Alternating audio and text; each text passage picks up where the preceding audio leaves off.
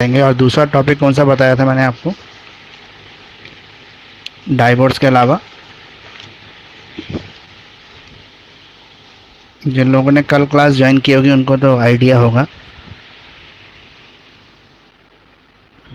चलो एनीवे कोई नहीं, याद नहीं तो शुरू करते हैं। महर के बारे में मैंने बोला था आपको, डॉवर महर, ये पढ़ेंगे आज हम। ये दोनों टॉपिक जो है इंपॉर्टेंट है एग्जाम के पॉइंट ऑफ व्यू से। तो सबसे पहले हम तलाक पढ़ने से पहले हम इद्दत पीरियड पढ़ लेते हैं, क्योंकि इद्दत पीरियड जो है वो तलाक के केस में लगता है। तो आपको इद्दत पीरियड के बारे में कोई नॉलेज है किसी को भी? तो what do you mean by the इद्दत पीरियड?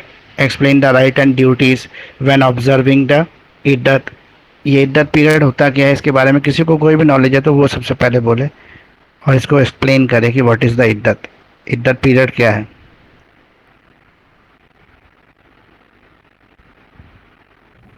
सर इद्दत पीरियड वो होता है जिसमें वाइफ का डिवोर्स होने के बाद 3 महीने तक उसको इद्दत पीरियड में रहना पड़ता है सर। और रीज़न? रीजन सर, रीजन तो नहीं पता sir. Sir, to identify the paternity of the child. Okay, उसके असली पिता का पता लगाने के लिए ऐसा किया जाता है कि कोई कंफ्यूजन क्रिएट ना हो कि बच्चे का बाप कौन है, उसके लिए ऐसा किया जाता है। तो इद्दत पीरियड पहले समझना जरूरी है। डाइवोर्स करने से पहले हमें इद्दत पीरियड समझना होगा, क्योंकि ये एसेंशियल पार्ट है उसका, इद्दत पीरियड जो है।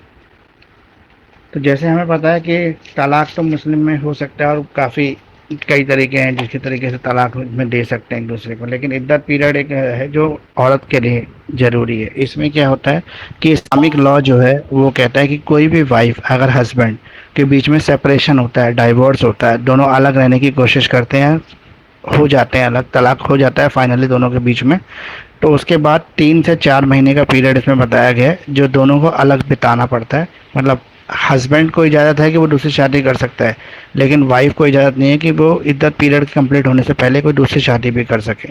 जब इद्दत पीरियड कंप्लीट हो जाता है उसके बाद ही वो दूसरी शादी कर सकती है। तो इसका पर्पस क्या है? द पर्पस ऑफ इद्दत is to ensure that woman is not pregnant. पहले ही बात तो ये इंश्योरिटी करना है कि वुमेन जो है वो प्रेग्नेंट नहीं है। To protect her from any kind of the social stigma, किसी भी सोशल एलिगेशन से उसको आरोप प्रत्यारोप से बचाने का काम है। And provide her time to mourn her loss, और दूसरा क्या है कि उसको समय देने की कोशिश कर रहे हैं कि वो अपने जो उसने हस्बैंड को खोया उसका दुख जो है उसको भुला सके, वो अपने दोबारा जीवन को वापसी से जी सके। तो ड्यूरेशन ऑफ द इद्दत period varies depending on the circumstances, तो अलग अलग सर्कमटेंसेस के ऊपर इसकी ड्यूरेशन डिपेंड करती है। इन case of the death of husband, अगर हस्बैंड की डेथ हो जाती है तो इद्दत पीरियड है 4 मंथ का, वहाँ पे 4 महीने का इद्दत पीरियड है। जब हस्बैंड की डेथ हो जाती है तो उसको 4 महीने तक उससे मतलब इद्दत पीरियड में रहना पड़ेगा। 4 मंथ एंड 10 डेज, 4 महीने 10 दिन का है, जिसे कहते हैं इद्दत उल वफ़त। इसे इद्दत उल वफ़त कहते हैं हस्बैंड की डेथ के बाद, मतलब वफ़ा भी कह सकते हैं आप इसको। In case of the divorce, अगर डाइवोर्स होता है तो इद्दत period is 3 month, sorry 3 month नहीं है, 3 मेंस्ट्रुअल साइकिल है। इद्दत उल तलाक कहते हैं इसको। ये 3 मंथ का होता है approximately if the woman is not menstruating, मतलब 3 पीरियड्स, जो लेडीज़ को 3 पीरियड्स होने के तक उसको उसके दूसरी शादी करने से रोका जाता है। 3 पीरियड्स होने के बाद वो दूसरी शादी के लिए जा सकती है, कर सकती है। अब right and duties of the womens during the इद्दत पीरियड, अब इद्दत पीरियड में जब वो महिला औरत जो रह रही है तो कुछ ड्यूटीज़ हैं, कुछ ऑब्लिगेशंस हैं उसके जो पूरा करने पड़ेंगे।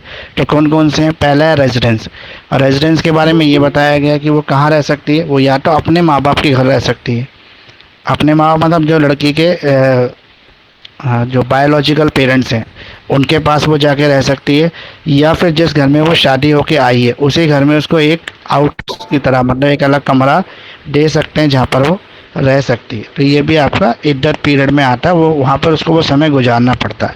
अगर हस्बैंड की डेथ हो जाती है उस केस में अगर इद्दत पीरियड है तो कंफर्टेबल नहीं है अगर वो शादी के वाले घर में रहने के लिए, जिस घर में उसकी शादी हुई है, तो वो घर को छोड़कर जा सकती है। उसको ये परमिशन हस्बैंड के जो रिलेटिव्स होंगे उनसे लेनी पड़ेगी। अब है क्लोथिंग, क्लोथिंग का मतलब क्या कपड़े पहनेगी वो। तो ड्यूरिंग द इद्दत period a woman is required to wear the simple clothing and avoid any adornment, makeup और jewellery.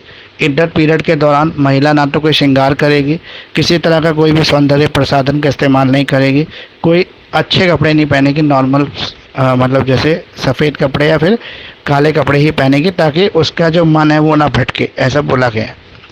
Sexual intercourse, woman is not allowed to have sexual intercourse with any person during the इद्दत period. इद्दत period के दौरान वो किसी से भी कोई सेक्सुअल इंटरकोर्स नहीं करेगी, इवन हस्बैंड से भी अलाउड नहीं है। इफ़ द इद्दत is due to the death of the husband, अगर इद्दत जो है डेथ के कारण हुई है तो woman is consider to be still married, तो उसको अभी भी मैरिड ही माना जाता है, क्योंकि हस्बैंड की डेथ होने के बाद भी विधवा तो हो जाती है लेकिन मैरिड कहलाती है इसलिए। और एक मैरिड के लिए सेक्सुअल इंटरकोर्स करना किसी और के साथ वो नाजायज़ है, एडल्ट्री में आ जाता है, इसलिए ये बैन है। अब है सोशलाइजिंग। ड्यूरिंग द इद्दत period a woman is required to avoid the socialising with the man other than her close relative such as her father, brother और अंकल। वो सिर्फ मतलब जब इद्दत पीरियड में रहेगी तो वो किसी भी पुरुष से नहीं मिल सकती, महिलाओं से मिल सकती है, पुरुष से नहीं मिल सकती, किसी भी मेल मेंबर से, मेल फ्रेंड से, किसी भी सोसाइटी के इवन बाहर अननोन पर्सन से जो मेल है उससे उसका मिलना अलाउड नहीं है, ना वो घर से भी निकल सकती है उस पीरियड के अंदर, उसको वहीं रहना पड़ेगा जो भी उसको जगह अलॉट हुई है। और इससे इसको सिर्फ किस मेल पर्सन से मिलना अलाउड है, उसके रियल फादर से मिल सकती है, वो उसके ब्रदर से मिल सकती है, उसके अंकल से मिल सकती है, अंकल मतलब चाचा वगैरह से मिल सकती है। माउन, माउन का मतलब क्या है, दुख को भुलाना। A woman is required to माउन her husband death, her divorce during the इद्दत period. She is allowed to cry, express her grief, remember her husband's good qualities. मतलब हस्बैंड के साथ जो समय उसने बिताया उसको याद करके वो अपना दुख एक्सप्रेस कर सकती है, रो सकती है, इसके लिए इद्दत पीरियड बनाया गया, ये कहने का मतलब है। फाइनेंशियल सपोर्ट, ड्यूरिंग द इद्दत period woman is entitled to financial support from her husband estate and her ex husband. वो अपनी जो भी उसकी फाइनेंशियल सपोर्ट है वो अपने हस्बैंड से लेगी या एक्स हस्बैंड से लेगी। इन केस अगर हस्बैंड की डेथ हो जाती है तो हस्बैंड के जो मेल लीगल हायर्स हैं उनसे लेगी, वो खर्चा जिसे कहते हैं हम लोग, वो उनसे ले लेगी जो वुमेन है रहने खाने का। Remarriage, women is not allowed to remarriage during the इद्दत पीरियड। इद्दत पीरियड के दौरान वुमेन को री मैरिज करने का अलाउड नहीं है, मतलब वो दोबारा शादी नहीं कर सकती।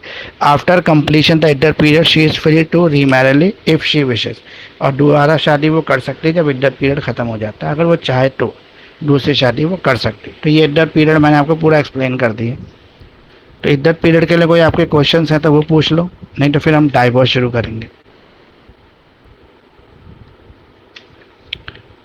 कोई भी क्वेश्चन किसी के हैं तो पूछ लो एक बार।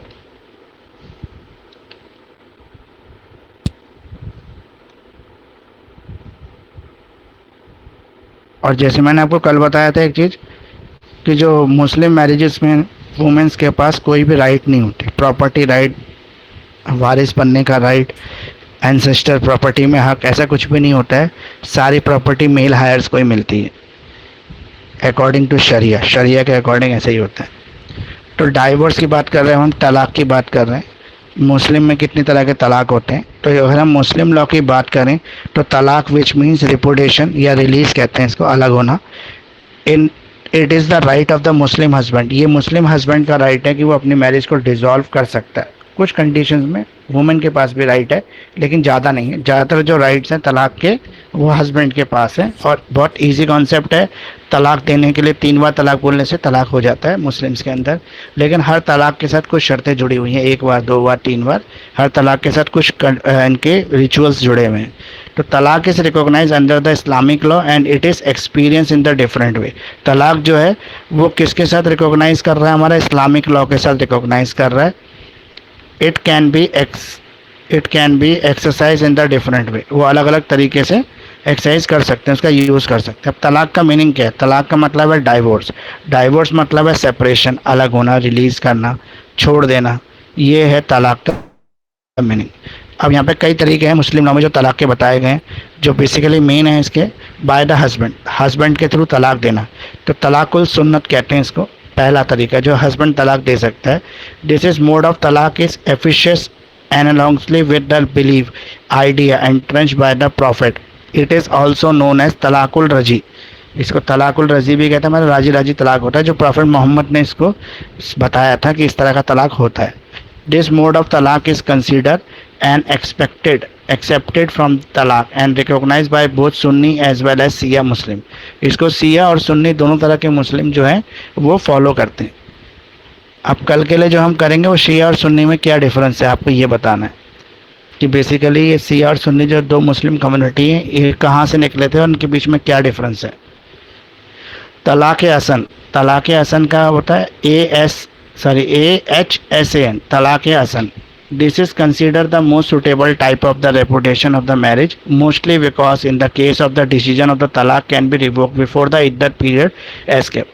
इसमें हस्बैंड जो है तलाक बोलता है एक बार, और जो वाइफ है उसका सेपरेशन हो जाता है। मतलब मुस्लिम में ये है कि अगर एक बार तलाक बोला तो दोनों का साथ रहना बंद हो जाएगा, दोनों का जो सेक्सुअल रिलेशंस है वो ख़त्म हो जाएंगे, और वाइफ जो है वो इद्दत पीरियड में चली जाएगी एक बार तलाक बोलते। तो ये, लेकिन इसका फ़ायदा ये है कि एक बार तलाक बोल के इसको वापस लिया जा सकता है, दोबारा से हस्बैंड वाइफ बन सकते हैं वो, अगर इद्दत पीरियड के दौरान हस्बैंड ये चाहे तो। मतलब हस्बैंड दोबारा से उसको अपनाना चाहे तो अपना सकता है, इद्दत पीरियड ख़त्म होने से पहले अपनाना पड़ेगा पर आपको उसको। तो इद्दत पीरियड में मैंने आपको बता ही दिया है कितने महीने का होता है, 3 मेंस्ट्रुअल साइकिल, यानी कि 3 पीरियड्स, और इसमें करीब करीब 3 मंथ का पीरियड का टाइम हो गया। तलाक़ हसन, HASAN, तलाक़ Hasan.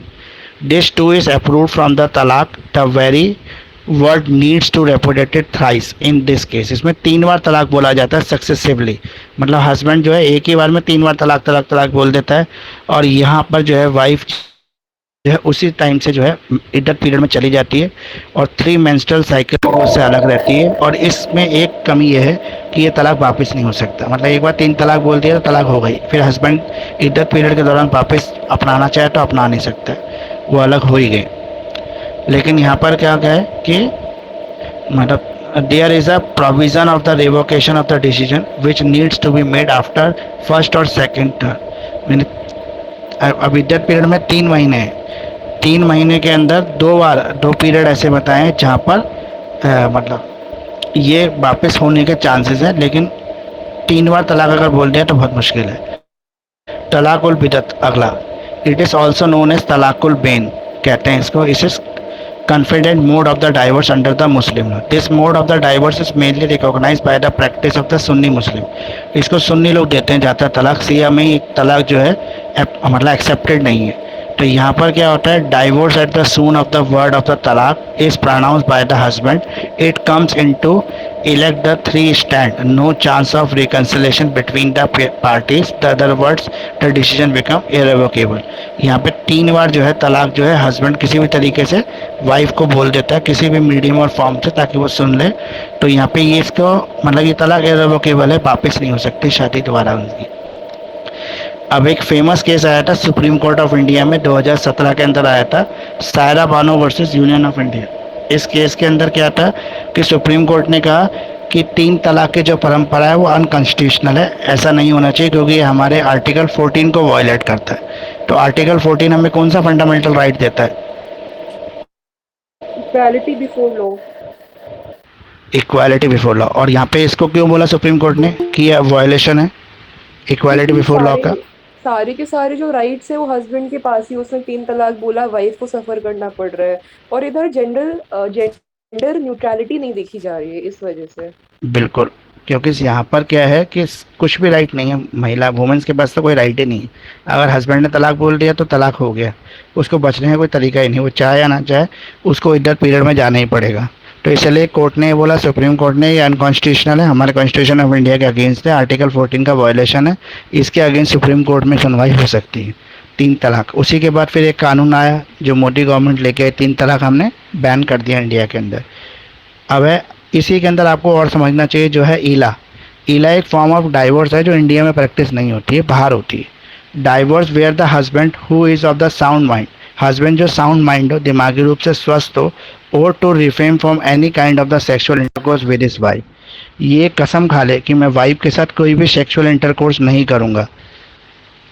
There is no communication at the time period of the 4 month, और 4 महीने तक दोनों एक दूसरे से बात भी ना करें, कोई मिले भी ना, कोई सेक्सुअल इंटरकोर्स भी ना हो, तो 4 महीने बाद ऑटोमेटिकली उनकी शादी जो है वो तलाक में बदल जाएगी, मतलब डिसॉल्व हो जाएगी, मैरिज ख़त्म हो जाएगी, तलाक हो जाएगा 4 महीने तक अगर वो एक दूसरे से मिलते नहीं हैं तो। इसे कहते हैं ईला। एक है जिहर। जिहर जो ईला है वो इंडिया में प्रैक्टिस नहीं होती, वो अरब कंट्रीज़ में होती है। जिहर, this is mode of the divorce which is obsolete itself. In this husband having a sound mind having attend the age of the 18 year, husband जो है साउंड माइंड है, 18 ईयर की एज अटेंड कर चुका है, compares his wife is mother and the sister, वो अपनी wife को अपनी मदर और सिस्टर से कंपेयर करता है। हिज प्रोहिबिटेड रिलेशनशिप, जो उसके प्रोहिबिटेड रिलेशनशिप हैं उसमें parties to the marriage don't cohabitate for the time frame of the 4 month, और 4 महीने से दोनों के बीच में कोई रिलेशंस भी नहीं है। और जो हस्बैंड है लगातार वो कंपेयर कर रहा है अपनी माँ से, अपनी बहन से, अपनी बीवी को, तो जीहर की फॉर्म में उनका तलाक हो जाएगा। ये हो गए आपके हस्बैंड के जो तरीके हैं तलाक लेने के। अब दूसरा, जो वाइफ किस तरह से तलाक ले सकती है, तो वाइफ के पास तलाक लेने का एक ही तरीका है, वो है तलाक तफवीज़। This is only mode of the divorce through which a wife get liberty to divorce her husband. एक ही तरीका है जिसमें वो अपने हस्बैंड से तलाक ले सकती है। Recognise by both the Shia and the Sunni Muslim, Shia और सुन्नी दोनों कम्युनिटी इसको रिकॉग्नाइज करती हैं। It is also known as a delegated form of the divorce as the husband in the case it is own liberty of the delegate the power of the pronouns of the talaq to his wife someone else। मतलब यहाँ पर क्या है कि wife भी मतलब जो है मतलब वाइफ के पास लिबर्टी है कि वो अलग हस्बैंड से अगर अलग होना चाहे तो वो किसी और के थ्रू तलाक जो वर्ड है वो बुलवा सकती है। It is pertain to note that delegation when made to the concern person should be done executively and impetus doing so must clear। There is the two condition under which the wife can action the talaq in the case when the husband remarry। अगर husband दूसरी शादी कर लेता है और दूसरी बीवी को लेके आ जाता है और वाइफ उसके साथ रहना नहीं चाहती तो वाइफ तलाक ले सकती है। The husband is not able to maintain his wife or some other circumstances which is not is a defense with the public policy। अगर हस्बैंड जो है वाइफ का खर्चा नहीं उठा पा रहा, उसको मेंटेनेंस नहीं दे पा रहा, उसको कोई भी तरह का सुख नहीं दे पा रहा, तो वाइफ उससे अलग होने का डिसीजन ले सकती है। अब है म्यूचुअल कंसेंट। अगला जो तलाक है हस्बैंड का हो गया, वाइफ का हो गया, कि म्यूचुअल कंसेंट है। म्यूचुअल कंसेंट से किस तरह से तलाक हो सकता है, तो वो सबसे पहला तरीका है उसका खुला ले लेना। खुला हस्बैंड भी ले सकता है, खुला वाइफ भी ले सकती है, दोनों ये खुला ले सकते हैं। When mutual relationship between the husband and wife get strain the wife if she wishes so मिसे का खुला डाइवोर्स। अगर वाइफ चाहे और हस्बैंड से अलग होना तो वो खुला डाइवोर्स ले सकती है। In other word she relinquishes her claim to the dower. लेकिन इस कंडीशन में वो अपना डॉवर जो है, अपना महर जो है, उसको वसूल कर सकती है।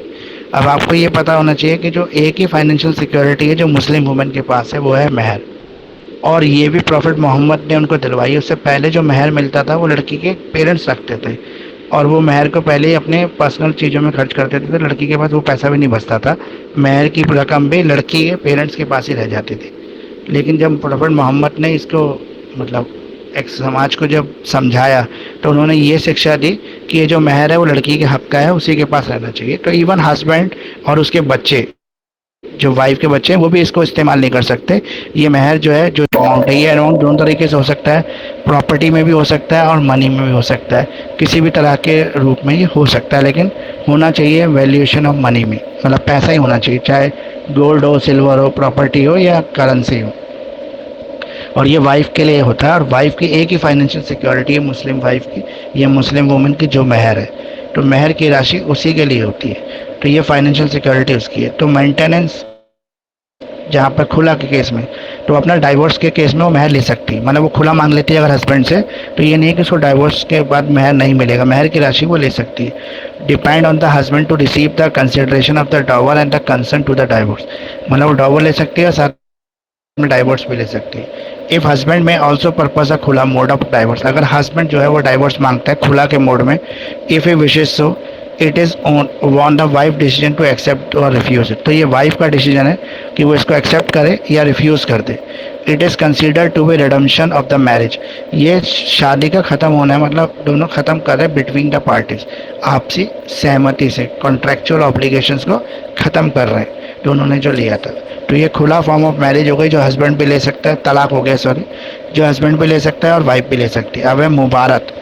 मुबारत जो है वो Islamic law denotes mutual dismissal from the marriage claims, adherence of this case towards the each the other mutual and the both of the parties yearn for the separation, this is irrevocable from the divorce। ये एक बार अगर आपने मुबारक form में divorce ले लिया तो फिर दोबारा से हस्बैंड वाइफ इकट्ठे नहीं हो सकते।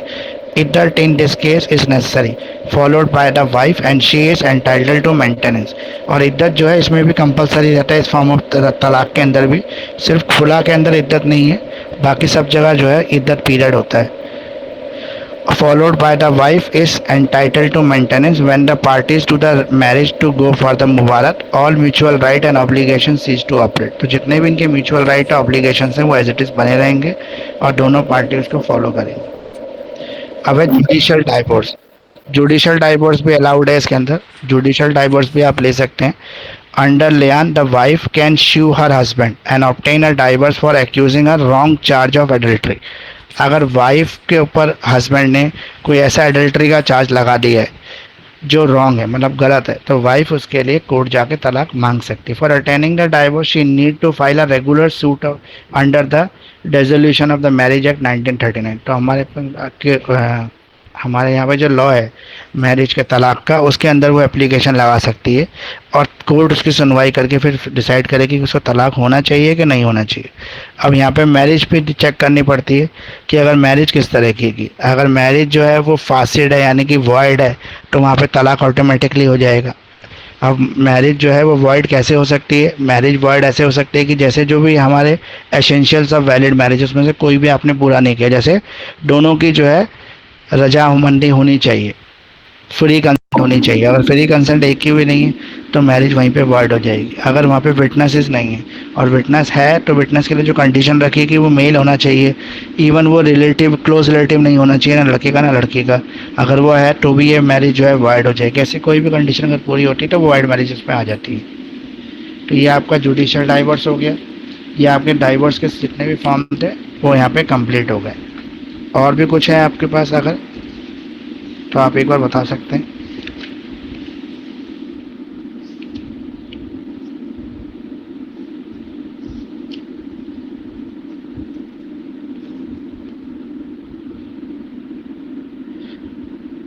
कुछ नहीं तो फिर मैं आगे बताता हूँ आपको. ये डाइवोर्स के मैंने टाइप बता दिया आपको. अब डाइवोर्स के ग्राउंड्स देख लेते हैं.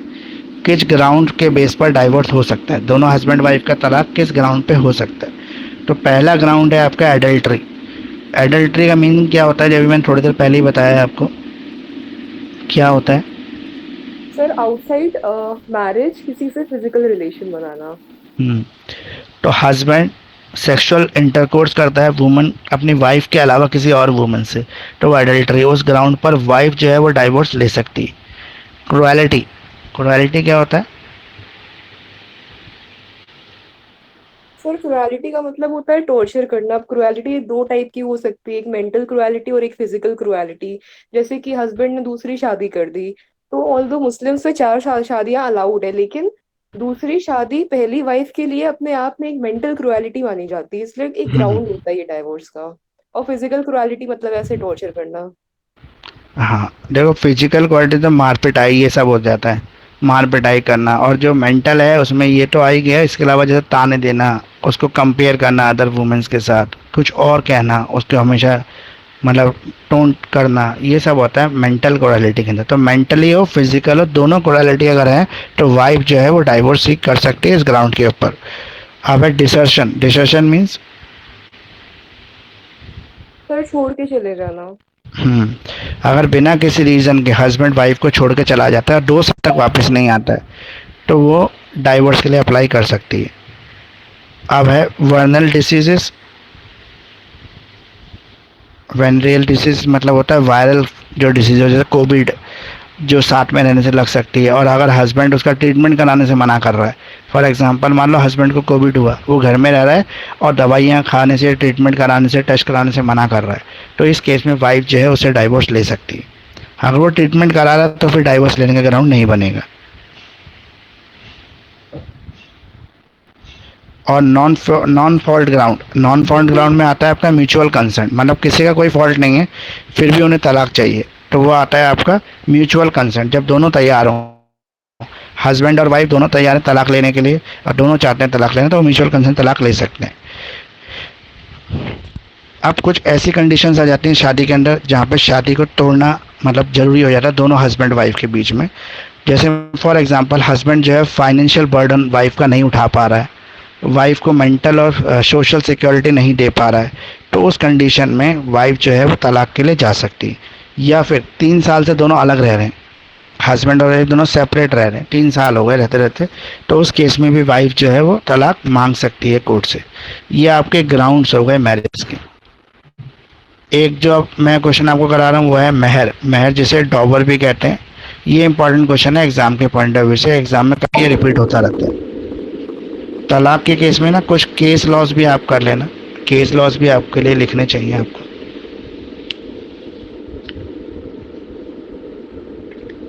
अब डॉवर जिसे महर कहते हैं, वो महर होता क्या है ये बताइए।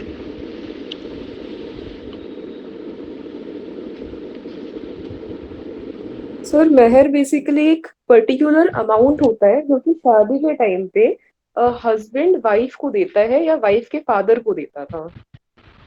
लेकिन उसको देता पर है इस तो महर वाइफ। के महर के कॉन्सेप्ट की वजह से काफी डिस्प्यूट भी आया था कि जो मुस्लिम लॉ है, ये जो महर का कॉन्सेप्ट है, क्या ये कॉन्ट्रैक्ट है या फिर एक मतलब सेक्रेमेंट है। तो ये सेक्रामेंट बेस्ड कॉन्ट्रैक्ट है। Yes sir. अब जो डॉवर है, जो महर है, इसका अमाउंट कितना होना चाहिए, इसके ऊपर मुस्लिम लॉ क्या कहता है, मुस्लिम पर्सनल लॉ क्या कहता है इसके ऊपर। Sir as per my knowledge depend करता है कि वाइफ कैसी दिखती है, उसकी ब्यूटी कैसी, उसकी इंटेलिजेंस कैसी है। आई थिंक ये ग्राउंड है। हाँ, वैसे महर की कोई भी राशि जो है शरीयत लॉ के अंदर फिक्स नहीं है, लेकिन ये जरूर बोला गया है कि जैसे मतलब यहाँ पे ना महिलाओं को इतना वर्स कंडीशन में माना जाता है कि जानवरों की तरह कंपेयर कर रहे हैं। वो खूबसूरत ज़्यादा है, वो अच्छी पढ़ी लिखी है, वो अच्छा खाना बना सकती है, वो सोशली अच्छा व्यवहार कर सकती है, तो उसकी कीमत ज़्यादा रहेगी। वो कम खूबसूरत है, वो अच्छी पढ़ी लिखी नहीं है, तो उसकी कीमत कम होगी। यानी एक तरह से उसकी कीमत लगाई जा रही है। महर जो उसकी कीमत है, एक तरह से उसके प्राइस देकर उसको खरीदा जा रहा है। तो इसलिए यहाँ पे वुमेन्स की कंडीशन सबसे ज़्यादा मतलब ख़राब है मुस्लिम्स के अंदर। जो मैंने इसके अंदर पढ़ा है, वैसे मैंने देखा तो नहीं है किसी के घर में जाके, लेकिन जो मैंने इसमें पढ़ा लॉ के अंदर, वो यही निकल के आया कि यहाँ पे वुमेन्स के पास कोई भी राइट नहीं है। सारे राइट्स जो है मुस्लिम लॉ के अंदर वो मैंस के पास है, हस्बैंड के पास है। वाइफ के पास कोई राइट ही नहीं, वाइफ डॉटर किसी के पास कोई राइट नहीं है। सारे राइट्स जो हैं वो हस्बैंड के पास है, ब्रदर के पास है। प्रॉपर्टी का राइट भी नहीं है। हस्बैंड की डेथ हो जाए, विडो हो जाएगी, तो अपने इन लॉज के ऊपर डिपेंड करेगी खर्चे के लिए, उन्हीं से खर्चा मांगेगी। अगर हस्बैंड की प्रॉपर्टी भी है और कोई बच्चा भी नहीं है, मान लो सिर्फ एक लड़की है, तो भी सारी प्रॉपर्टी जो है उसके फादर को या उसके उसके चली जाएगी, उसके जो इन लॉज हैं उनके मेल मेंबर्स को चली जाएगी फैमिली के। उसको मिलेगा नहीं कुछ भी। हाँ, लेकिन जो उसकी ड्यूटीज़ और लाइबिलिटीज़ हैं वो उनकी बन जाएगी। वो हस्बैंड की प्रॉपर्टी में से वो खर्चा देते रहेंगे। तो इतनी वर्स कंडीशन है। तो कुरान में ये लिखा हुआ है कि जो महर है, वैसे जो कुरान में लिखा हुआ है वो ये लिखा हुआ है कि महिलाओं को सिक्योरिटी देने के लिए, सोशल सिक्योरिटी, सामाजिक सुरक्षा देने के लिए और उनके आने वाले जीवन के खतरों को बचाने के लिए एक महर की राशि फिक्स की गई है, जिससे उनके भविष्य को सुरक्षित किया जा सके। क्योंकि वुमन को यहाँ पे अर्निंग पार्टनर माना जाता है मुस्लिम्स के अंदर। उनको कोई अर्न करने की परमिशन नहीं है, बाहर जाने की परमिशन नहीं है, इसलिए उनके सिक्योरिटी का ध्यान रखते हुए कुरान शरीफ में ये बोला गया है कि महिलाओं की सोशल सिक्योरिटी के लिए, उनके फ्यूचर को सिक्योर करने के लिए महर फिक्स किया गया है। जो महर इतना रखा जाता है कि वुमेन जो है जिस भी बैकग्राउंड से वो निकल कर आई है, अगर वो अमीर घर से है तो महर ज़्यादा होगा, गरीब घर से तो महर कम होगा, मिडिल क्लास से तो उस हिसाब से, मतलब महर भी उसकी सोशल उसके ऊपर डिपेंड करता है कि वो किस कंडीशंस की है। अब protections of the women's right, women's rights की प्रोटेक्शन कैसे, वुमेन्स राइट्स की प्रोटेक्शन होती है महर के थ्रू। ये आपने अभी थोड़ी देर पहले मुझे बताया कि जो वुमेन है उसकी सोशल सिक्योरिटी के लिए ये दिया था financial stake in the marriage.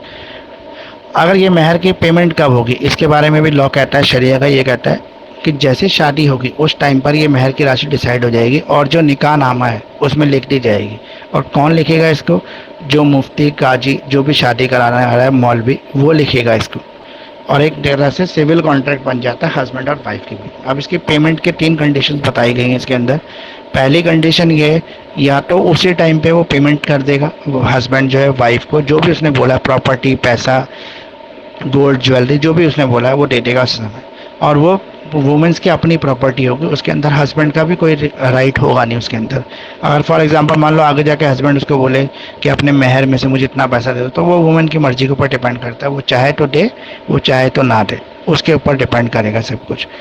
लेकिन यहाँ पर कोई भी हार्ड एंड फास्ट रूल नहीं बताया गया कि पेमेंट कब होगी। कुछ कंडीशन में ये बोला गया at the time of the marriage ही दे देंगे, पेमेंट कर देंगे। कुछ ये बोला गया कि बाद में डिसाइड हो जाता है कि शादी के 6 महीने के अंदर दे देंगे। कुछ एक पीरियड है यहाँ पे फिक्स है, अगर आपको पता हो तो बताना कि इतने पीरियड तक अगर वो मेहर नहीं दिया जाता तो फिर मेहर जब मिलेगा जब तलाक होगा या डाइवोर्स होगा या वो विडो हो जाएगी, मतलब डाइवोर्स होगा या विडो हो जाएगी, तब मेहर की राशि मिलेगी। तो वो कितना पीरियड है अभी पढ़ते पढ़ते आपको अगर याद आ जाए तो बताना कितने साल का पीरियड है वो। तो पहला है protection of the women's right, women's के राइट को प्रोटेक्ट करने के लिए ये दिया जाता है, जहाँ पे फाइनेंशियल सिक्योरिटी होती है डाइवोर्स के बाद और डेथ ऑफ द हस्बैंड के बाद वाइफ के लिए। सिंबॉलिक ऑफ द रिस्पेक्ट, इसे सिंबॉलिक ऑफ द रिस्पेक्ट बोला गया मुस्लिम लॉ के अकॉर्डिंग कि महिला के सम्मान के लिए ये पैसा दिया जाता है। वो ये ना समझे कि उसी के ऊपर सारे ऑब्लिगेशंस डाल दे, मतलब सारी जिम्मेदारी उसी की है, परिवार उसको पालना है, बच्चे पालना है, तो इतनी मेहनत अगर वो हस्बैंड के लिए कर रही है तो हस्बैंड उसके लिए एक तरह से ग्रेटिट्यूड शो कर रहा है, फाइनेंशियल ग्रेटिट्यूड के रूप में पैसा दे रहा है। लीगल और मॉरल ऑब्लिगेशन, लीगल ऑब्लिगेशंस और मॉरल ऑब्लिगेशन। लीगली होता है कि कानूनी तौर पर ये फिक्स है, क्योंकि सिविल कॉन्ट्रैक्ट की तरह लिख दिया जाता है निकाहनामा में कि इतने महर के अंदर शादी फिक्स हुई है, तो इसलिए ये उसकी लीगल रिस्पॉन्सिबिलिटी बन जाती है हस्बैंड की कि वो ये महर पे करे। और मॉरल ऑब्लिगेशन ये है कि समाज के सामने उसने बोला है, प्रॉमिस की है, तो उसकी मॉरल ऑब्लिगेशंस भी हो गई। अब है प्रमोट द इक्वालिटी, इक्वालिटी को प्रमोट भी करता है महर। ये आपका कुरान बोलता है, इस्लाम बोलता है, शरिया बोलता है कि जो महर है वो इक्वालिटी को प्रमोट करता है। तो आप क्या कहते हो, ये इक्वालिटी को प्रमोट करता है? महर से इक्वालिटी प्रमोट होती है?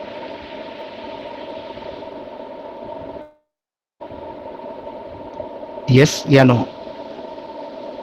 सर जितना मुझे लगता है मेहर को एक तरीके से डावर की तरह देखा गया है, तो डावर्स तो हमेशा मतलब खराब होता है सोसाइटी के लिए, चाहे वो हिंदू हो चाहे वो मुस्लिम हो।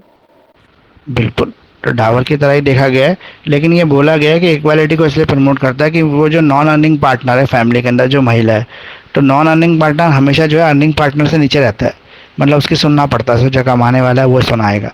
तो यहाँ पर एक राशि देकर उसको उसके लेवल के बराबर लाया जाता है, मतलब ऐसा लिखा है शरिया के अंदर कि उसको उसके बराबर लाया जाता है हस्बैंड के, क्योंकि उसके पास भी अपना पैसा होता है, तो उसके पास भी ये सिक्योरिटी रहती है कि अगर हस्बैंड को भी छोड़ देगा तो उसके पास अपने जीने के लिए एक अमाउंट रकम पड़ी हुई है। तो इसलिए इसको बोला गया कि ये सोशल इक्वालिटी को प्रमोट करता है। अब डिफरेंट काइंड ऑफ डॉवर, डॉवर्स के कितने काइंड होते हैं? तो कितने काइंड होते हैं, जब मैंने थोड़ी देर पहले आपको 3-4 बार बता दिया था, कितने तरह के डावर होते हैं? सर डावर बेसिकली क्लासिफाई किए जाते हैं स्पेसिफाइड डावर में, जिसको मेहर ए मुसम्मा कहते हैं, और prom Dawar, defer Dawar. Second category होती है प्रॉपर और कस्टमरी डावर की, जिसको कहते हैं मेहर ए मिसल। सर ये तो हमारा इस्लामिक लॉ के अकॉर्डिंग है। जनरल हम भाषा में अगर कहें तो महर के हमारा जो मतलब टाइप्स ऑफ महर है, डिफरेंट काइंड्स ऑफ महर है, तो वो महर प्रॉपर्टी के रूप में हो सकता है या मनी के रूप में हो सकता है, दोनों तरह के। जो भी चीज़ मनी को रिप्रेजेंट करती है, वो गोल्ड है, सिल्वर है, डायमंड है, प्रॉपर्टी है, ये सब, या फिर बिल्डिंग है, कोई और भी कोई वैल्यूएबल चीज़ है, वो सारा महर में, मतलब वो सारा मनी में इंक्लूड होता है, वो महर कहलाता है। अब क्लासिफिकेशन ऑफ डॉवर, इसको क्लासिफाइड कैसे करेंगे अलग अलग कैटेगरी के अंदर, तो वो कैटेगरी जो आपने बताया, स्पेसिफाइड डावर जिसे अल महर अल मुसम्मा कहते हैं, प्रॉम्प्टेड और डेफर्ड जिसमें डेफर्ड डावर कहते हैं, अनस्पेसिफाइड डावर, ये सारे आपके हैं क्लासिफिकेशन ऑफ डावर, जिसमें डावर को क्लासिफाइड किया जाता है। अगर डावर का क्वेश्चन 20 मार्क्स में आएगा महर का, तो ये पूरा कंप्लीट आपको लिखना पड़ेगा, स्पेसिफाइड भी लिखना पड़ेगा, प्रॉम्प्टेड भी लिखना पड़ेगा, अनस्पेसिफाइड भी लिखना पड़ेगा। तो स्पेसिफाइड के अंदर ही आता है आपका, नहीं स्पेसिफाइड अलग है, प्रॉम्प्टेड अलग है। प्रॉम्प्टेड मतलब उस समय पेमेंट कर दिया जाता है, उस समय शादी होती है, इसको डिले नहीं करते। और स्पेसिफाइड के अंदर क्या होता है, यहाँ पे फिक्स किया जाता है, किस समय फिक्स करते हैं, जब मैरिज हो रही होती है उसी समय इसको फिक्स कर देता है। और ये फिक्स कौन करता है, ये काजी करता है, काजी, मुफ्ती या मौलवी, ये फिक्स करता है इसको, ये बताता है कितना महर होना चाहिए। तो ये फिक्स कब हो जाता है, शादी के टाइम पर होता है, निकाहनामे में लिख दिया जाता है। अच्छा, यहाँ पर एक और बात है जो बताई गई है, वो ये बताई हुई है, जो ये महर की राशि है इसके पीछे जो है, देने के पीछे, मतलब जैसे हमारे पंडित लोग होते हैं, वो जब फेरे होते हैं तो 7 वचन बताते हैं 7 फेरों के साथ, उस तरह से मुस्लिम्स जो होते हैं, मुफ्ती, मोहम्मद, काजी, जो शादी कराते हैं, वो लोग भी एक स्पिरिचुअल भाषण मतलब टाइप देते हैं, स्पीच देते हैं, जिसमें इम्पोर्टेंस ऑफ द मैरिज बताते हैं कि वाइफ का क्या फ़र्ज है, उसको कैसे बच्चे पालने हैं, कैसे इस्लाम धर्म को आगे बढ़ाना है। क्योंकि कहते हैं कि जो और ये बताया कि जो औरत की भूमिका है वो इस्लाम के लिए सबसे इम्पोर्टेंट है, क्योंकि वो फैमिली को इस्लाम की टीचिंग करती है। इस्लाम को आगे बढ़ाने का काम महिला की जिम्मेदारी है, औरत की जिम्मेदारी। जब शादी होती है तो उसके कंधों पर ये बर्डन आ जाता है कि उसको इस्लाम धर्म अपने आने वाली जनरेशन को सिखाना है। यहाँ पे वाइफ हस्बैंड की कोई रिस्पॉन्सिबिलिटी नहीं है इस चीज़ की। अब है प्रॉम्प्टेड एफर्ट। प्रॉम्प्टेड का मतलब होता है उसी समय दे देना जब शादी हो रही है, जिस समय डिसाइड हो रहा है उस समय ही जो है हस्बैंड इसकी पेमेंट कर देता है वाइफ को। अच्छा, जो पेमेंट कर देता है वो वाइफ अपने सेपरेट अकाउंट में रख सकती है। और कोई प्रॉपर्टी है जिसका किराया आ रहा है, मान लो कोई हाउस प्रॉपर्टी उसको दे दी है महर में, अब हाउस प्रॉपर्टी से रेंट जनरेट हो रहा है, तो वो रेंट हर महीने जो है महिला के अकाउंट में जमा होता रहेगा। उस पर हस्बैंड का, उसकी फैमिली का या वुमेन्स की फैमिली के किसी भी मेंबर का कोई भी राइट नहीं होगा। ये सारा पैसा जो है वो महिला का रहेगा, वुमेन का रहेगा। अब है अनस्पेसिफाइड डाइवर्ट। अनस्पेसिफाइड होता है जहाँ पर शादी के टाइम पे महर का अमाउंट फिक्स नहीं किया जाता। ये बोला जाता है कि शादी के बाद उचित महर दे दिया जाएगा, मतलब कोई भी अमाउंट फिक्स नहीं है। तो यहाँ पर जब डाइवोर्स होता है या तलाक होता है या विडो हो जाती है वो, तो महर कैसे डिसाइड होगा? तो महर उसकी जो वैल्यूएशन है, महिला की वैल्यूएशन लगाई जाती है, उसके हिसाब से डिसाइड होता है। जैसे वो कितनी खूबसूरत दिखती है, वो किस तरह के परिवार से बिलोंग करती है, उसकी इकोनॉमी जो कहते हैं क्लास क्या है, middle class, higher class, rich class, कौन सी क्लास है, और भी कई चीज़ें, वो एजुकेटेड कितनी है, इन सब चीज़ों पे वो डिसाइड होता है बाद में। तो ये आपका हो गया।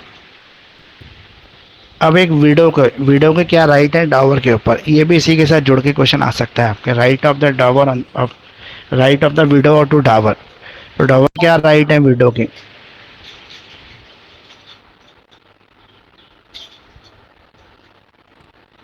क्या राइट्स है बताओ? मैंने भी थोड़ी देर पहले तो आपको सब कुछ एक्सप्लेन किया है। सर राइट ऑफ रिटेंशन होता है, जैसे कि possession of the husband's property का वो पोजेशन कर सकती है। कंसेंट ऑफ हेयर्स का एक कॉन्सेप्ट होता है, और ओनली पोजेसिटरी राइट्स का भी कॉन्सेप्ट है। वैसे राइट्स ऑफ विडो का डॉवर पे पूछा है मैंने, मेहर पे। मेहर की राशि पे क्या राइट है उसका? सर हस्बैंड की डेथ पे उसे वो मिल सकता है, ये राइट होना हाँ, चाहिए। ये राइट है उसका कि हस्बैंड की डेथ के बाद वो अपने डॉवर को क्लेम कर सकते हैं अगर उसने अभी तक उसको लिया नहीं है तो। अब हस्बैंड तो है नहीं, तो डॉवर कौन देगा? Father in law. उसके फादर इन लॉ देंगे, मतलब जो मेल हायर्स हैं उसके, वो देंगे। अब इस कंडीशन में थोड़ा सा घुमा के हम देख लेते हैं कि महिला की शादी हुई मुस्लिम लॉ के अंदर, उसके बच्चे हो गए, लड़का हुआ, लड़का बड़ा हो गया 15 साल 16 साल का।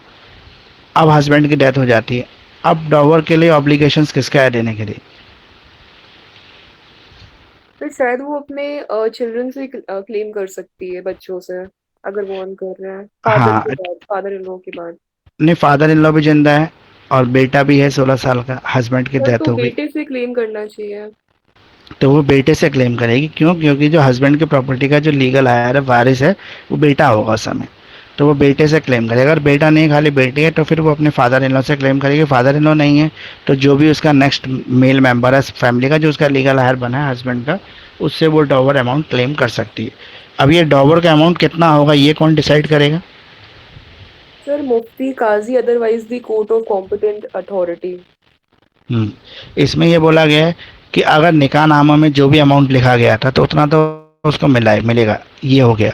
अगर इन केस लिखा ना गया हो, सिर्फ ये बोला हो गया हो कि एक मतलब जायज़ अमाउंट दे देंगे महर का, तो इस केस में जो मुफ्ती होगा, काजी होगा, मौलवी होगा, या जो भी स्कॉलर्स होंगे सोसाइटी के, जो कहते हैं कि सम्मानजनक लोग हैं, जो मुस्लिम धर्म के रक्षक जिनको कह सकते हैं, तो वो लोग डिसाइड कर देंगे इस अमाउंट को। वो डिपेंड करेगा महिला के अपनी कंडीशंस के ऊपर कि वो किस तरह के लिविंग स्टैंडर्ड में रह रही है, उसके ऊपर डिपेंड करेगा ये डॉवर जो है। तो ये हो गया आपका कंप्लीट मेरा जो आज 2 टॉपिक मैंने आपको बोले थे। अब कल के लिए जो 2 टॉपिक मैं आपको बोल रहा हूँ वो हम करेंगे। वो करेंगे एक तो गिफ्ट, हिबा। ये इंपॉर्टेंट है एग्ज़ाम के पॉइंट ऑफ व्यू से, ये आपको आ भी सकता है। वैसे आज हम एक टॉपिक और कर लेते हैं, मूटा मैरिजेस अभी कर लेते हैं।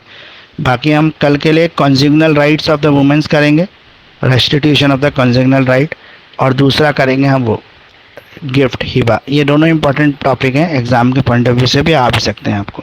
अब मोटा मैरिजेस के बारे में अगर किसी को पता है तो वो बता दो एक बार कि मोटा मैरिजेस क्या होती हैं। सर ये जो मैरिजेस होती हैं basically marriage in a way of contract मानी जाती है, और एक ये सेक्सुअल प्लेजर के लिए हस्बैंड करता है किसी और वुमन से जिसको वो पे करता रहता है पैसा, और उसके साथ ही टाइम स्पेंड करता है। और ये कौन सा फॉर्म ऑफ मुस्लिम है जो इनको फॉलो करते हैं, शिया या सुन्नी? सर इसके लिए मैं डाउटफुल हूँ, शायद शिया फॉलो करते हैं। नहीं, सुन्नी करते हैं इसको, ओके शिया नहीं करते हैं। जी। इंडिया में कौन सी कम्युनिटी ज़्यादा है? सर सुन्नी। शिया, सुन्नी ज़्यादा है इंडिया में, सुन्नी कम्युनिटी ज़्यादा। अब कल हम मैंने तीन कुछ चीज़ें आपको कल के लिए बोली। एक तो आप शिया सुन्नी के बीच में मुझे डिफरेंस बताएंगे कल, वो आपका आ जाता है 10 मार्क्स में। और 5 मार्क्स, जो पहला क्वेश्चन था 4 मार्क्स का, उसमें भी आता है, वहाँ पे भी आ सकता है, ए सेक्शन में, बी सेक्शन में। तो एक तो ये करेंगे हम, कर लो कल। दूसरा हम करेंगे ये गिफ्ट हिबा, और तीसरा हम करेंगे कॉन्जुगनल राइट। ये कल के 3 टॉपिक हैं, आप पहले से पढ़ लेना इसको। तो मोटा मैरिजेस के बारे में इतना ही मेरे ख्याल से बहुत है। वैसे एक फ़िल्म भी आई थी ना, एक अनिल कपूर की फ़िल्म आई थी जिसमें वो काजोल से शादी करता है, कॉन्ट्रैक्ट मैरिज। तो ये कॉन्ट्रैक्चुअल मैरिज होती है जिसमें हम कॉन्ट्रैक्ट बना लेते हैं, 11 महीने, 2 साल, 3 साल, 5 साल, 6 महीने कम से कम। ये कॉन्ट्रैक्चुअल मैरिज होती है, इसमें सब कुछ पहले से डिसाइड किया जाता है कि हर महीने कितनी पेमेंट की जाएगी, अगर डाइवोर्स होगा तो वो कब होगा। अच्छा, इस केस में अगर म्यूटा मैरिज में कोई बच्चा हो जाए तो वो जायज़ होगा या नाजायज़ होगा, लेजिटिमेट या इलेजिटिमेट? सर लेजिटिमेट होना चाहिए। वो लेजिटिमेट चाइल्ड होगा, उसके फादर का नाम मिलेगा? मिलना चाहिए सर। नहीं मिलना चाहिए, नहीं मिलेगा या नहीं मिलेगा? नहीं मिलेगा। मिलेगा सर। तो मोटा मैरिज के अंदर बच्चा होता है तो फादर का नाम मिलेगा, लेजिटिमेट चाइल्ड होता है वो, क्योंकि दोनों की शादी जो है कॉन्ट्रैक्चुअल मैरिज हो रही है, सब लिखा हुआ है। तो बच्चा अगर हो जाएगा किसी भी कंडीशन में तो वो लेजिटिमेट रहेगा।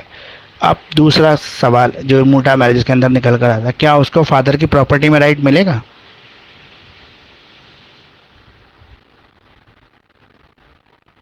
मोटा मैरिजेस में बच्चे को राइट मिलेगा? सर फादर का नेम मिल रहा है, लेजिटिमेट माना जा रहा है, तो फिर राइट मिलेगा। हाँ, तो उसको प्रॉपर्टी में भी इक्वल राइट मिलेगा, दूसरी जो उसकी वाइफ है उनके बच्चों के बराबर। अब राइट्स और रिस्पॉन्सिबिलिटीज़ क्या है? फॉर एग्जांपल मान लो एक कॉन्ट्रैक्ट मैरिज चल रही है, मोटा मैरिज चल रही है, और वाइफ की डेथ हो जाती है, तो उस कंडीशन में क्या होगा? नहीं सॉरी, हस्बैंड की डेथ हो जाती है, कॉन्ट्रैक्चुअल मैरिज में हस्बैंड की डेथ हो गई, तो जो वाइफ है वो विडो हो गई अब इसकी। लेकिन विडो उसको कह नहीं सकते क्योंकि इनकी मैरिज तो हुई नहीं है। ये तो मोटा मैरिज, इसको मैरिज कहते ही नहीं है। सिया तो इसको मैरिज ही नहीं मानते हैं, सुन्नी इसको मैरिज जरूर मानते हैं लेकिन प्रॉपर मैरिज नहीं मानते चलते, वो भी कंट्रोवर्शियल है। कुछ सुन्नी इसको मानते हैं, कुछ सुन्नी इसको नहीं मानते। उसका सुन्नी कम्युनिटी में भी कंट्रोवर्शियल है। ये क्लियर है कि बच्चों को जायज़ बच्चे मानते हैं, उनको प्रॉपर्टी में राइट देते हैं। तो उस कंडीशन में जो विडो है, क्या वो उस कॉन्ट्रैक्ट के अमाउंट को क्लेम कर सकती है उसके लीगल हायर से, जो कॉन्ट्रैक्ट में तय हो रखा था?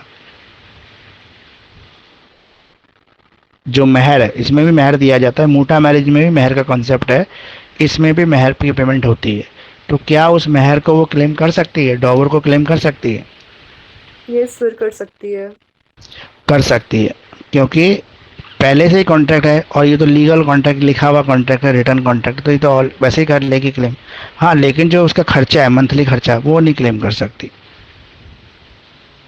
अब ये मैरिज कॉन्ट्रैक्ट खत्म हो गया, टर्मिनेट हो गया, पूरा हो गया, 11 महीने का था, 5 साल का था, 4 साल का था, कंप्लीट हो गया। उसके बाद कॉन्ट्रैक्ट वाइफ बढ़ाना चाहती है लेकिन हस्बैंड बढ़ाना नहीं चाहता, तो क्या कॉन्ट्रैक्ट बढ़ेगा आगे? नहीं बढ़ेगा सर। म्यूचुअल कंसेंट से ही बढ़ सकता है, दोनों चाहें तभी, एक के चाहने से नहीं बढ़ेगा। प्रॉपर्टी राइट तो मैंने आपको ऑलरेडी एक्सप्लेन कर दी, मोटा मैरिजेस में प्रॉपर्टी राइट होते नहीं होते। क्या विडो के पास मतलब अपने सर्वाइवर्स इनकम, खर्चा पानी लेने का अधिकार है? जो मोटा मैरिजेस में विडो है उसके पास मतलब इस केस में जब हस्बैंड की डेथ हो जाए तो अपना वो ले सकते हैं खर्चा उससे?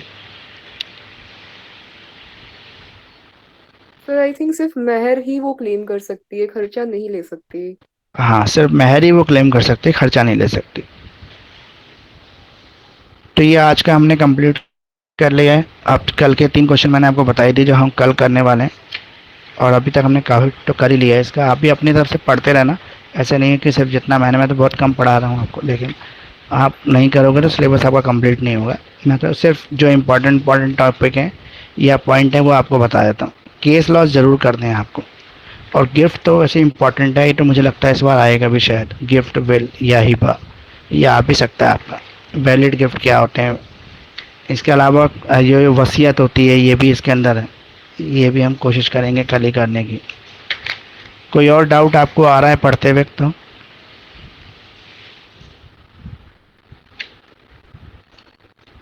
सब प्रीएम्पशन बता दीजिए।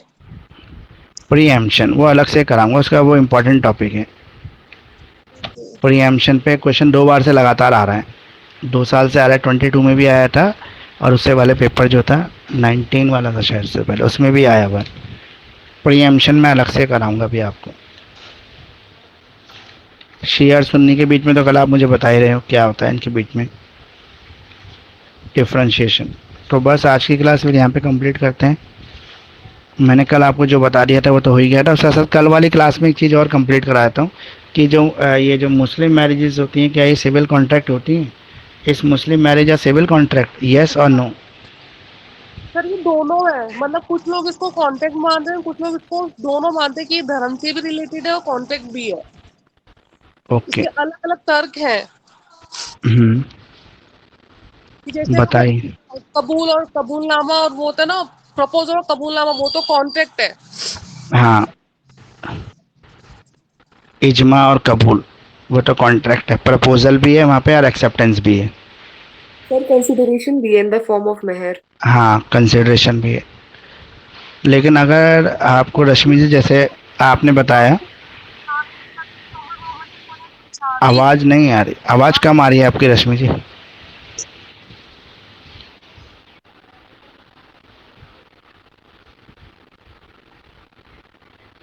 तो मैं आपको बताता हूँ कि सिविल कॉन्ट्रैक्ट है, लेकिन कुछ कंट्रियों के अंदर तो इसको लीगली ऑथराइज्ड किया हुआ है। जैसे जो मुस्लिम कंट्री हैं, जो मुस्लिम पॉपुलेटेड कंट्री हैं, वहाँ पे आप मैरिज का रजिस्ट्रेशन करा सकते हैं ऐसे सिविल कॉन्ट्रैक्ट। और अगर हम इंडिया की बात करें तो इंडिया में भी एक निकाहनामा बनाया जाता है। उस निकाहनामा को आप कोर्ट में जाके चैलेंज कर सकते हैं, कोर्ट में अप्रूव करा, मतलब उसकी जो भी शर्तें हैं उसको कोर्ट से आप करवा सकते हैं, ऑब्लिगेशंस को पूरा करा सकते हैं हस्बैंड के।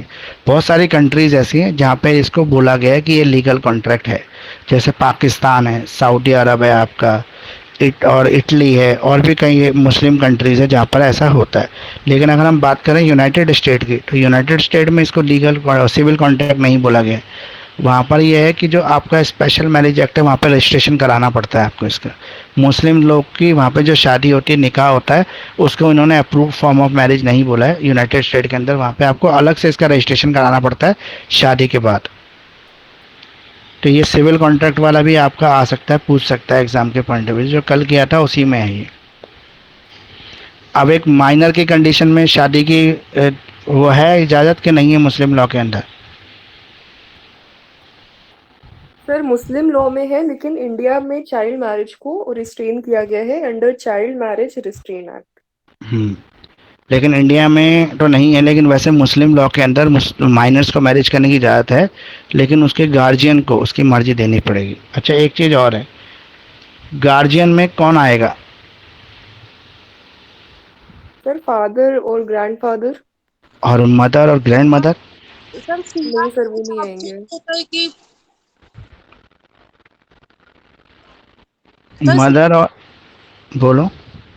सर सिया के हिसाब से तो है कि परमिशन जो देते हैं वो पाप मतलब फादर और ग्रैंडफादर होंगे, और जो सुन्नी है उनके हिसाब से कि मतलब उनके अदर मेंबर्स भी दे सकते हैं उनको मतलब गार्जियन बन सकते हैं। हाँ, लेकिन वो तो एक वो सिस्टम बनाया जैसे पहले फादर, फिर ग्रैंडफादर, फिर उसके बाद उसके जो कज़न होंगे, जो चाचा वगैरह होते हैं, वो ऐसे बनाया हुआ ना सिस्टम। अगर हस्बैंड के साइड से कोई मेल मेंबर नहीं है तो फिर वाइफ की साइड लिया जाएगा, उसके नाना को, फिर उसके मामा को, ऐसे। तो ये मतलब मेल को ही ऑथराइजेशन है गार्जियन बनने का, सर वही ये ऐसे शादी है की। पूरा कि फादर पहले आते हैं, फिर हम्म, पेटर्नल ग्रैंडफादर, हाउ हाँ। हाई सो एवर, फिर ब्रदर हम्म, और अदर मेल मेंबर्स आते हैं of the father's family. Hmm, last में फिर फोर्थ में आती है मदर। उसके बाद मदर नहीं है अगर तो मेटर्नल अंकल और अदर मेटर्नल रिलेशंस। बिल्कुल। तो मतलब मेल डोमिनेटेड है, कहने का ये मतलब है। वुमेन्स के लिए कोई जगह नहीं है यहाँ पर। अच्छा, माइनर की शादी तो हो सकती है और ये वैलिड हो सकती है। माइनर की शादी में मेहर कैसे डिसाइड होगा? वो उनके गार्जियन डिसाइड करेंगे। हाँ, उनके गार्जियन डिसाइड करेंगे। और मेहर की मान लो प्रॉम्प्टेड पेमेंट हो रही है, उस समय पेमेंट की जा रही है मेहर की, तो कौन रिसीव करेगा उसको? तो उनके गार्जियन। के गार्जियन रिसीव करेंगे, लेकिन गार्जियन के पास उसको खर्च करने का राइट नहीं है। वो उसको खर्च नहीं कर सकते। उसको अपनी बेटी के लिए सेव करना पड़ेगा उसको, जब तक वो बालिग मैच्योर नहीं हो जाती। अब ये मैच्योरिटी की एज मैंने कल आपको बताई थी, कितनी मैच्योरिटी की एज है यहाँ पे? सर वैसे 15 इयर्स होते हैं, अदरवाइज एज ऑफ प्यूबर्टी जो होती है वो। इस्लामिक लॉ के अंदर 16 ईयर 15 ईयर कुछ भी नहीं माना गया, सिर्फ पोवर्टी की एज बोला गया। और वो अलग अलग कंट्री में अलग अलग होती है। तो वो ये माना गया ना कि लड़का है तो वो 7 साल के अबव, और अगर लड़की है तो उसको जब भी उसको पीरियड्स स्टार्ट हो जाते हैं तो वो बालिग मान लेते हैं वो लोग। हाँ, लड़का जब तक उसके अंदर जो फिजिकल चेंजेस नहीं आ जाते, जैसे दाढ़ी आ जाना, मुच्छे आ जाना, आवाज़ भारी हो जाना, ये पोवर्टी की पहचान है। और वुमेन्स, लड़कियों के अंदर जब तक पीरियड शुरू ना हो जाए तब तक। तो यही आपका जो मेन मेन चीज़ है ना, ये आपको एग्ज़ाम में हाईलाइट करके लिखने पड़ेंगे सारे पॉइंट। इसी पॉइंट से आपको एग्जामिनर जो है मार्क्स देगा। तो इन्हीं पॉइंट्स को मैंने इसलिए दोबारा से रिवाइज कराया आपको। ये सारे पॉइंट्स आपको वहाँ पे हाईलाइट करने पड़ेंगे अपने आंसर्स के अंदर, ताकि लगे कि हाँ आपको सब कुछ आता है। तो ये आज की क्लास यहाँ पे कंप्लीटेड है हमारी। बाकी अब हम कल करेंगे। कल के 3 टॉपिक मैंने आपको बता दिए थे, एक बार किसी को भी याद है तो रिवाइज कर दो, मतलब दूसरे लोगों को भी याद आ जाए। सिया सुन्नी, सिया सुन्नी का डिफरेंस, और गिफ्ट, गिफ्ट। और वो वक्फ वक्फ बोलते हैं सर शायद। सब बहुत टिपिकल वर्ड्स हैं। नहीं, वक्त नहीं है, वक्त अभी बाद में कराऊंगा। सर विल है sir. Restitution of conjugal right of woman. Conjugal right of woman वो लॉ है जो मुस्लिम लॉ के अंदर नहीं आता, लेकिन फिर भी मुस्लिम वुमेन्स को मिलता है ये अधिकार। रेस्टिट्यूशन ऑफ कंज्यूगनल राइट आपने वहाँ पढ़ा है हिंदू लॉ के अंदर। हिंदू लॉ में सर सेक्शन 9 आई थिंक। हाँ, वहाँ पढ़ा है आपने, लेकिन यहाँ पर ये मुस्लिम वुमेन्स को इस्लाम नहीं दे रहा है, शरीयत नहीं दे रहा है, लेकिन फिर भी इंडिया दे रहा है। तो ये भी इम्पोर्टेंट है पढ़ना, restitution of conjugal right. Triple तलाक वैसे हमारे पास तो आया नहीं है क्वेश्चन, लेकिन एलएलबी में आया था लास्ट ईयर 2022 में। मोदी जी ने जो बैन लगाया था ट्रिपल तलाक के ऊपर, ये हमारे सिलेबस में नहीं है, लेकिन फिर भी इसलिए पूछ लिया था क्योंकि है तो मुस्लिम लॉ का ही। क्या पता इस बार एलएलबी वालों को, पिछली बार पूछा था, इस बार हमसे पूछ लें।